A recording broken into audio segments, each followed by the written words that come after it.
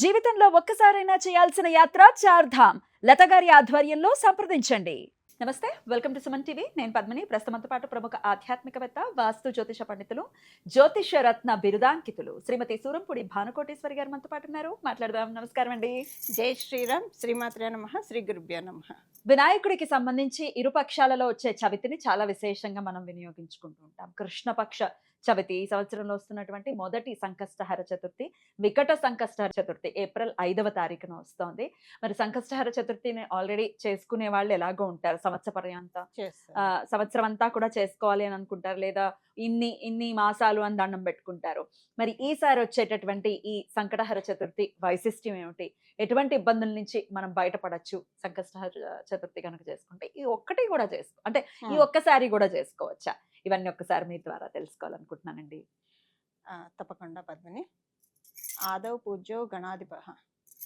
ప్రథమ పూజ్య అగ్రతాంబూలం మనం గణపతికే ఇస్తాము.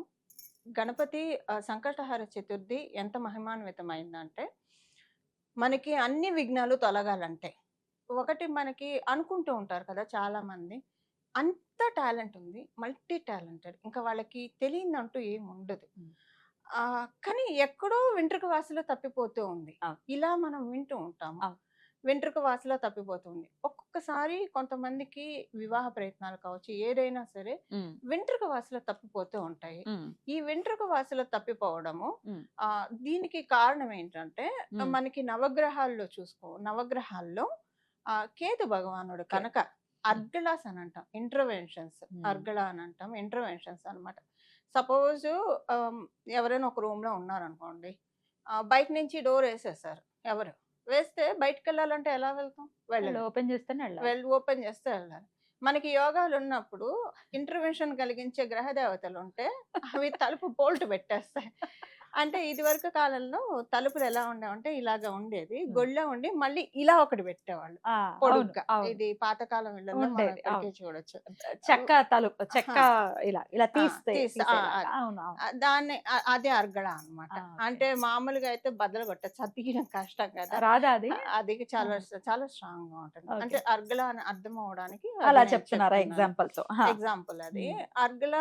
ఈ అర్గళ ఏంటంటే ఇంటర్వెన్షన్ గ్రహ దేవతలు కలిగించినప్పుడు. ఇప్పుడు పక్క రూమ్ లోనే అన్ని ఉన్నాయి, వెలుతురు ఉంది, మనకు కావాల్సిన మణిమాణిక్యాలు ఉన్నాయి, అవే యోగాలు అని అనుకుందాం కాసేపు, అన్ని ఉన్నాయి. కానీ బోల్డ్ పెట్టేసేసారు. ఈ బోల్డ్ పెడితే బోల్డ్ తీయాలంటే తాతలు దిగిరావాలి. ఎందుకంటే ఏం చేసినా కూడా ఈ చీకట్లు కష్టాన్ని చీకటి అని అనుకుంటే ఈ ఇంటర్వెన్షన్ గ్రహ దేవతలు కలిగించాయి. ఈ ఇంటర్వెన్షన్ నుంచి తప్పించే నాదుడు గణనాథుడు. మనకి కలియుగంలో కొంతమంది దేవీ దేవతలు ఉంటారు, చాలా అంటే చాలా సులభంగా మనకి పలుకుతూ ఉంటారు. అందులో ప్రథముడు గణపతి స్వామివారు, హనుమంతుడు, లక్ష్మీ అమ్మవారు, అలాగే కార్తవీర్యార్జునుడు. వెంటనే భగవంతుడు అంటే కొంతమందికి నమ్మకం ఉంటుంది, ఉండదు. అలాంటి వాళ్ళు కనుక గణపతిని పట్టుకుంటే, అసలు అంతెందుకండి, గణపతిని పట్టుకుంటే మనకి ఇష్టదేవత ఎవరో కూడా ఆయనే రుచి చేస్తారు. ఎవరు అంటే మనం ఎవరిని ఏ దేవుని పూజించాలన్న కన్ఫ్యూజన్ ఉంటే కనుక గణపతిని గట్టిగా ఉపాసిస్తే కనుక ఇష్టదేవతను కూడా మనకి ఆయనే పరిచయం చేస్తారు. సో గణపతి యొక్క మహత్యం చాలా అద్భుతంగా ఉంటుంది. అంటే నేను కొన్నాళ్ళు చేశాను, ఇప్పుడు కూడా అంటే అంత సంకటహర చతుర్థి చేశాను. చూసారా? అంటే తలస్నానం చేయాలి, తలస్నానం చేసి ఉదయాన్నే ఉపవాసం చేసి సాయంత్రం నేనేం చేసేదాన్ని అంటే, మొదట పొద్దున్నే పసుపు గణపతిని చేసుకొని, నాయన ఇవాళ నీ వ్రతం చేసుకుంటున్నాను, మామూలుగా ఏ పూజ చేసినా విఘ్నాలు రాకుండా నిన్నే పూజిస్తాను, నీ పూజకు కూడా విఘ్నాలు రాకుండా నువ్వే చూడాలి, కాపాడాలి.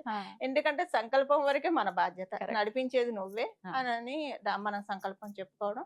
సాయంత్రం సాయంత్రం వరకు ఉపవాసం ఉండి సాయంత్రం పూట ఏదైనా పళ్ళు పాలు తాగేవారు? పళ్ళు పాలు లంకనం చేయకూడదు కదా, పళ్ళు పాలు. ఒకవేళ ఉండలేని వాళ్ళు, ఇప్పుడు కాలగమనంలో అనేక రోగాలు ఉన్నాయి, ఉప్పుడు పిండి అయినా చేసుకొని తినొచ్చు, అలాగైనా పర్వాలేదు. బట్ నేను ఉండగలిగేదాన్ని కాబట్టి నేను పాలు తాగేదాన్ని కాదులేనండి, పళ్ళు తినేదాన్ని, జ్యూసులు ఏమన్నా తాగచ్చు. ఇప్పుడు పిండి అంటే బియ్యం రవ్వతో చేసే ఉప్మా.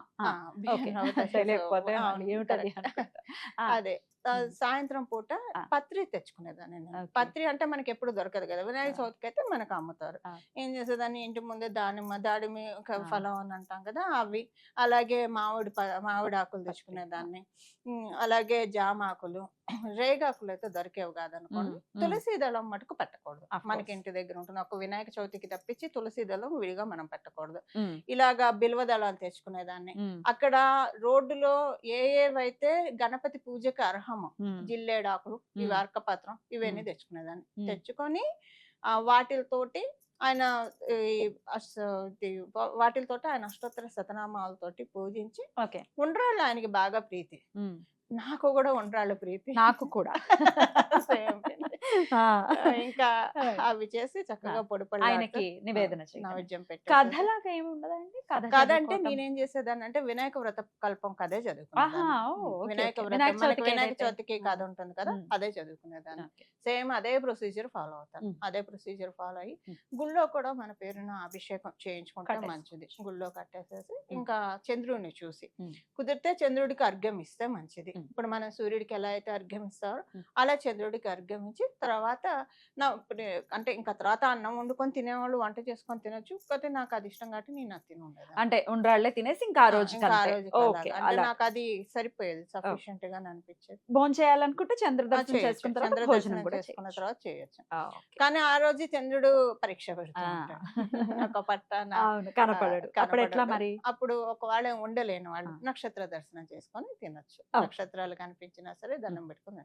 ఇప్పుడు మనకి ఈ లైట్ల వల్ల నక్షత్రాలు కూడా కనిపించట్లేదు, అవుట్స్కట్స్ లోకి వెళ్తే బాగా కనిపిస్తాయి. నేను నైమిషారణ్యం వెళ్ళినప్పుడు చూసా, ఈ నక్షత్రాలు కనిపించట్లేదు, ఏమైపోయాయండి బాబు నక్షత్రాలు. మన చిన్నప్పుడు ఎన్ని కనిపించేవి పద్మని, ఆరు బయట పడుకున్నాం మేము, మరి ఆరు బయట పడుకున్నాం, అలా ఆకాశం వంక చూసి నక్షత్రాలు లెక్క పెడుతుంటే మా అమ్మగారు నక్షత్రాలు లెక్క పెట్టకూడదని తిట్టేది. లెక్క పెట్టకూడదు, నాకు తెలియదు, నేను అడగలేదు. లెక్క పెట్టకూడదు అంటే నేను అనుకోవడం ఏంటంటే అవి ఇన్ఫినైట్ కదా, ఎన్ని నాకు ఇప్పుడు ఇన్ని లెక్క పెడతాం, ఏవి లెక్క పెట్టాం ఏ లెక్క తెలియదు కదా, అక్కడే ఉండిపోతామనేమో, నిద్రపోకుండా విసిగిస్తామని కూడా చెప్పండొచ్చు. అది కూడా వన్ ఆఫ్ ద రీజన్. తెలియదు మరి అనేది మా అమ్మ, అందుకని అలా అంటే వింటాం కదా, బట్టి ఆపేసేసా, భయం వేసేమో చేయకూడదు అని. అలా చక్కగా ఆకాశంలో మబ్బులు వెనక చంద్రుడు వెళ్తూ, చంద్రుడు పరిగెత్తుతున్నాడో మబ్బులు పరిగెత్తుతున్నాడో అర్థం అయ్యేది కదా. ఇప్పుడు అసలు నక్షత్రాలే కనపడట్లేదు. ఇది నాకు అర్థమైంది ఏంటంటే, ఈ లైట్లు వీటి వల్ల మనకు కనిపించట్లేదు. నేను ఫస్ట్ ఏం భావించానంటే పొల్యూషన్ వల్ల కనిపించట్లేదు, దాని వల్ల కనిపించట్లేదు. ఒకసారి నైమిషారణ్యం వెళ్ళినప్పుడు అవుట్స్కట్స్ లో కార్ ఆపి కొంచెం రిఫ్రెష్మెంట్స్ తీసుకుందాం అని చెప్పి కూర్చుంటే కరెంటు పోయింది. ఎన్ని నక్షత్రాలు కనిపించాయంటే అసలు మనసు ఆనందంగా అనిపించి అలానే దండం పెట్టుకున్నా. అప్పుడు నాకు అర్థమైంది, ఆ సిటీలో లైట్స్ ఎక్కువ ఉంటాయి. నేను ఫస్ట్ పొల్యూషన్ అని అనుకున్నా. అప్పుడు కొంచెం సంతోషం కూడా అనిపించింది, ఫోన్లో పొల్యూషన్ వల్ల కాదేమో అని చెప్పి. ఇది మరి నాకు అనిపించింది, అథెంటికేషన్ అని చెప్పను కానీ నాకు అనిపించింది. రైట్. ఒక శుక్రుడు మాత్రం కనపడుతూ ఉంటాడు పాపం, ఆయన ఒక్కడే కనబడతాడు, ఇంకా ఆయనే నక్షత్రం ఆబ్వియస్గా, ఇంకా అలాగే అనుకోవాలి కదా. శుక్రగ్రహం మాత్రం కనపడుతుంది ఇప్పుడైతే.